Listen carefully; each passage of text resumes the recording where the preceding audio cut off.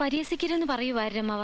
പരിഹസിക്കാനാണെങ്കിൽ ഈ രാത്രി ഞാൻ ഇത്രയും ദൂരം വരുമായിരുന്നോ?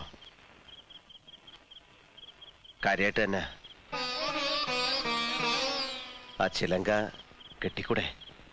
കേട്ടോ, പക്ഷേ നിങ്ങളുടെ മരണത്തിന് ശേഷമേ അതുണ്ടാവൂ.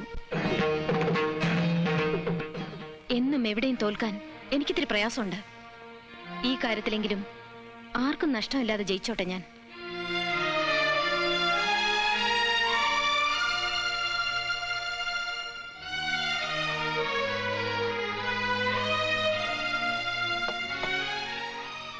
വാര്യരെ, അതൊരു ഉറച്ച മനസ്സിൽ നിന്നുള്ള മറുപടിയാ. അത്രയും വേണ്ടിയിരുന്നില്ല ഭാനുവച്ചി. വേണം മോളെ. എന്റെ കണ്ണീന്നൊഴുക്കിയ ചോരയ്ക്ക് ദൈവം കൊണ്ട് മുന്നിൽ നിർത്തിയതാ. എന്നാലും ആരുടെ മുന്നിലും തലകുനിച്ചിട്ടില്ലാത്ത ആളാ. ഇവിടെ കയറി വന്ന് ചെയ്ത തെറ്റിന് മാപ്പ് പറയുന്നതിന് തുല്യല്ലേ ഇത്? അപ്പൊ പിന്നെ ചേച്ചി ഒന്ന് താഴ്ന്നു കൊടുക്കായിരുന്നു. ഒന്ന് നോവിക്കണമെന്നേ ഉണ്ടായിരുന്നുള്ളൂ. അത് കൂടിപ്പോയെങ്കിൽ ഞാൻ ക്ഷമ പറയാം. അത് വേണം. അഹങ്കാരി എന്നൊരു പേര് എന്റെ ചേച്ചിക്കുണ്ടാവരുത്.